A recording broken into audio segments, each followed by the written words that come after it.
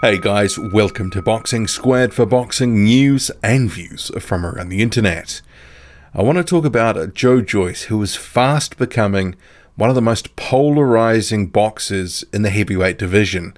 With fans it is. It's not so much his personality, because he is relatively circumspect outside of the ring, respectful, tries to make jokes, sometimes comes off a bit awkward.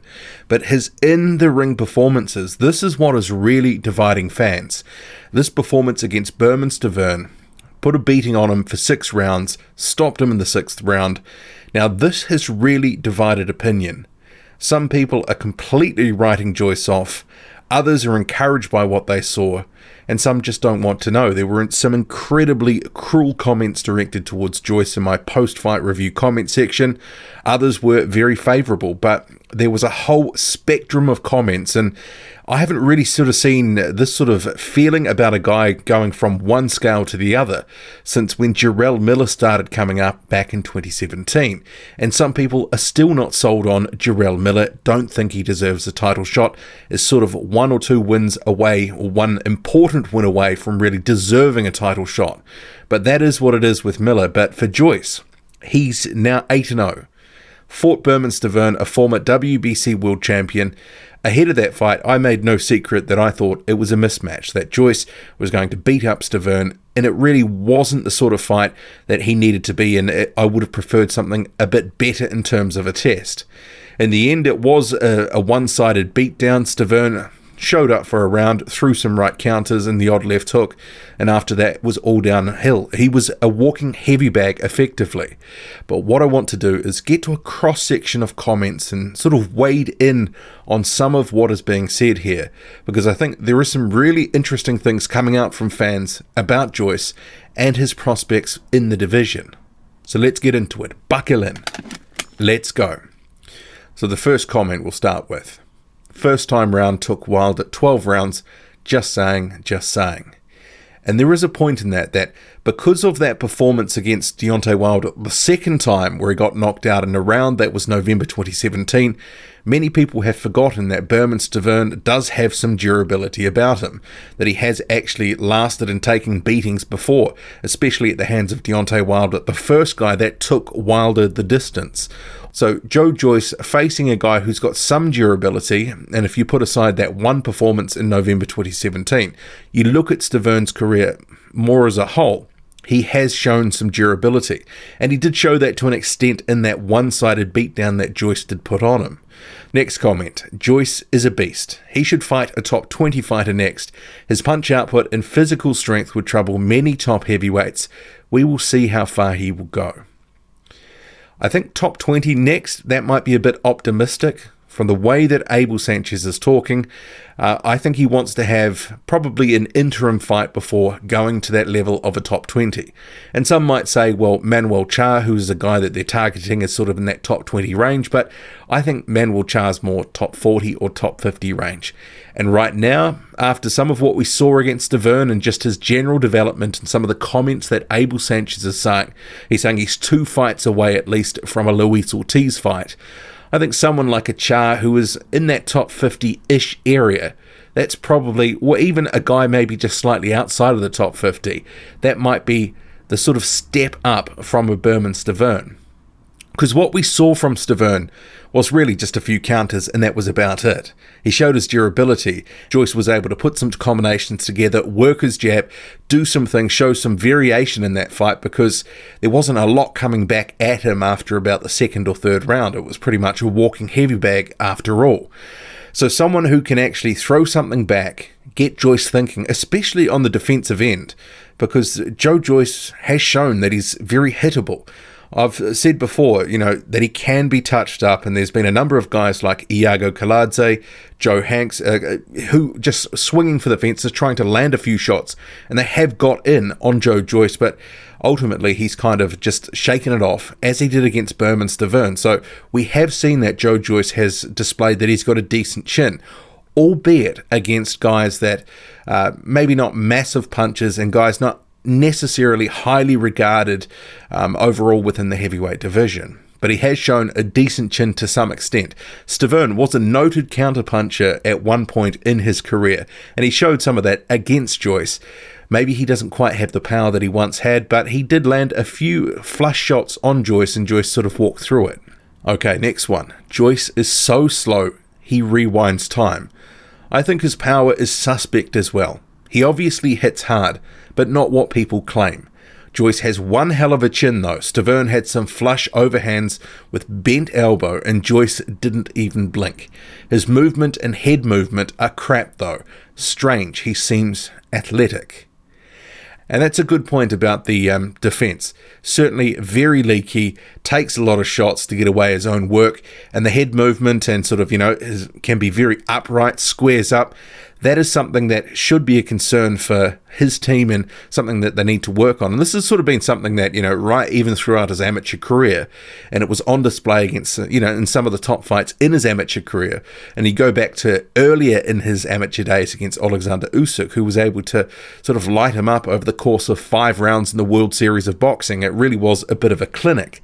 And Joyce, he's certainly improved in many respects since that time. And he's been getting better since he was a pro. But the defense, and some of the things that he does, I just wonder, is it just too ingrained now? Are his gains on that defensive end going to be smaller than on the offensive end? Because I think we have seen noticeable improvements, even fight by fight, that he is getting better with his technique, the way that he throws his punches, the punch variation, some of the shots are looking a bit crisper. He is in general looking a better fighter. Overall that is, but the defensive end, it certainly is a concern. And the talk of him being slow and that he's, slow as molasses, and this comment, so slow that he rewinds time, it's something fans have certainly been picking up on. But I guess the thing is, when he does hit you, you stay hit. But could he be exposed for that lack of speed at the next level? That's certainly an open question. Is there something that he can do to actually speed up those punches? And there were a couple of points in the fight where he did sort of start to wind through the gears a little bit, and the punches did seem to flow a bit quicker. But at other times, it certainly was, to the naked eye, it was pretty slow. Next one, and this is a particularly brutal one. Why are you wasting your time on Joyce? He's slower than a sloth and will be obliterated by any heavyweight who can slip slightly faster than an old lady. Useless waste of airtime. Stavern was there for the payday. What fight were you watching? Your description of the fight is utterly unrepresentative of what actually happened. And I'm going to have to disagree with that one wholeheartedly, because I think my post-fight review was pretty accurate. Joyce put a beat down on Stavern over 6 rounds. Sure, I was expecting it to end earlier because I think Stavern is a husk of a husk, but he did, to his credit, show some durability.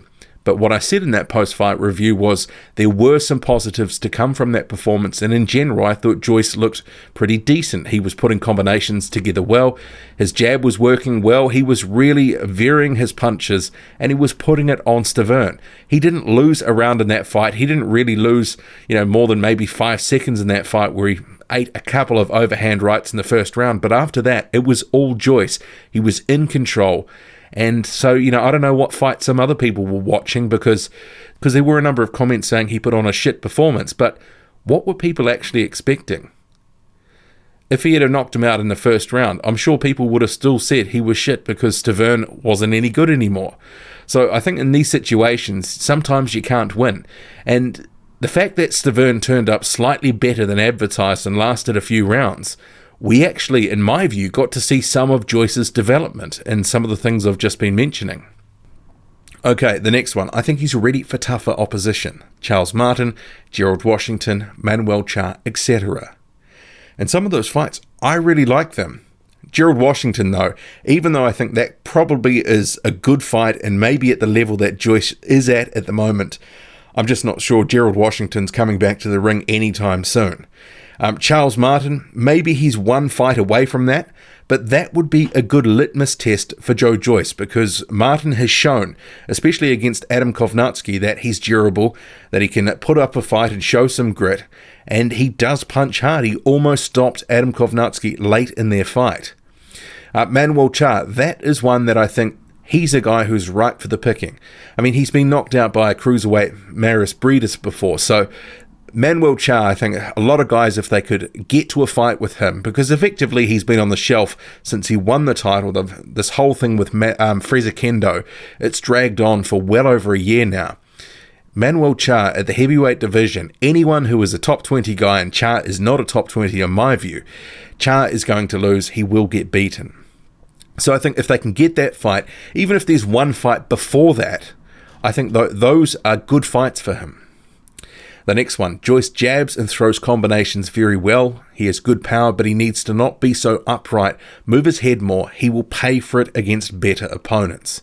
And that speaks to what a lot of people were saying, that they liked some of what Joyce was doing, but the defense is a real concern. And how's that going to translate against guys that are, better boxers, that can sort of slip punches, they can counter well? Imagine if he had fought Luis Ortiz, if this was the fight that they did actually make. I think Luis Ortiz would have been lighting him up with that left hand.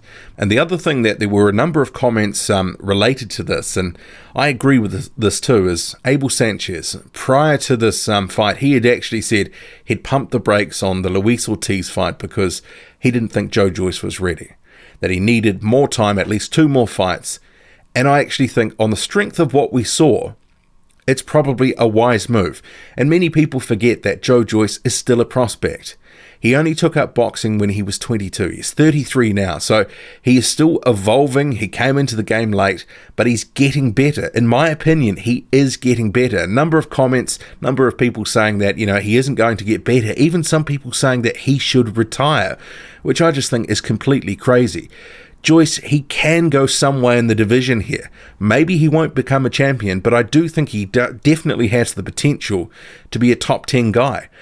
Arguably, some of the guys that are in the top 20, he may be able to give a really good fight and potentially beat even now. But with some more seasoning, and you don't want to have too much seasoning for a guy that's 33 years old because his prime will slowly ebb away. But another 6 to 9 months of development fights. Remember, he's only 8-0. He's only been with Abel Sanchez for the best part of 8 or 9 months. The longer he has with Sanchez and they can sort of gel together, Sanchez can continue the improvements and the adjustments with Joyce. He is going to continue to get better in my view. Okay, the next one. I can't see Joyce doing much once he fights an opponent with a pulse. The moment he steps up to the highest level, he gets beat. Well, that's certainly a theme that is coming through with comments that, these guys like Stiverne and others that he has fought, because remember, it's been relatively low-level opposition so far. For a guy in his position, it's been better than most guys who've had 8 fights. But for a guy who's been fast-tracked, the opponents maybe necessarily haven't been as good as they could have been, but they've been okay. But, he hasn't fought anyone, to write home about so far that would make you think that he is going to be the next big thing. But I do believe he's got a lot of talent and he can go far. And it remains to be seen, what he could do at the highest level, because even though he seems to be a bit slow, he does hit hard.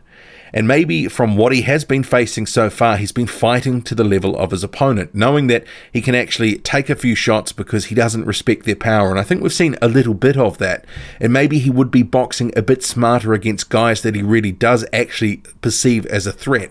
Because it was clear in that fight against Stiverne and in some of the other fights that he's been in against Iago Kaladze, Lenroy Thomas, he didn't respect their power. He was willing to take a couple of shots to get away his own work. It's not going to be a strategy that's always going to work against, the bigger punchers in the division, the good counter punchers, guys who can really box and really light him up. But I do believe that if he does step up, he does stand a relatively decent shot of doing okay. I don't think you can just say, well, just because he's hittable means he's going to lose. Plenty of guys in the heavyweight division before have been hittable, and they've done well. Look at Jarrell Miller. He's getting a title shot. He's considered a top 10 contender. And is Joe Joyce really, when you compare him to Miller, and even off some of the limited resume that Joyce has had so far, is he that far away from Miller? If you actually look at the styles, he's a guy who is actually demonstrating a very good engine. He throws a lot of punches, and he's got a decent chin, and he has been taking punches to get his own work away. It sounds a very lot like Jarrell Miller. Next comment. I like this dude. Not the most glamorous to watch, but he went out and done what he said he was going to do. He's like a cross between a steam engine and the Terminator. He simply gets it done. Any top fighter is going to have their work cut out facing the juggernaut. I just hope he learns some vital defense before he develops some irreversible damage. And that's more of a middling comment, this one, that they saw some positives in the fight like I did, but actually the defensive end is a bit of a concern. And it should be, because that is one of the biggest knocks on Joyce at the moment. Next one, Joe Joyce whooped a punching bag, but damn, Joyce is slow moving. So again, it's the speed element, and can they really actually improve that? And while he's actually beefing up, because Joyce has been going up in weight, even though he's looking really trim and in shape, he's looking like he's been in the gym, living in the gym, he's been creeping up in weight. And I just don't know if he continues to go up, if he can ever hope to get any more speed, because if he keeps bulking up, I think that's kind of working against, potentially trying to get a bit more speed into his game. So we'll have to see what happens there with the weight. But career heaviest 265. Personally, I think he should be coming in, more like 255, but, they seem to be, building him to some sort of plan to put on a bit of weight. And we'll have to see where that goes. And the next one, and this is more of a middling comment as well. I'd say I'm somewhat disappointed in a way. However, I have to tell myself this. It's not fair to look at Wilder versus Stiverne too, because that was a rematch and an outlier. You see why he lasted 12 rounds in their first fight. I think Joe fights to his competition, which means he doesn't care if he gets hit by his competition so far. I'd like to think he'd fight different with better fighters. I'm still a fan, but have tempered my expectations somewhat now though. Before this fight, I would have picked him to beat Ortiz. Maybe he still could, but I think he needs another fight or two against a top guy who maybe doesn't hit that hard. The Char fight would be a good marker.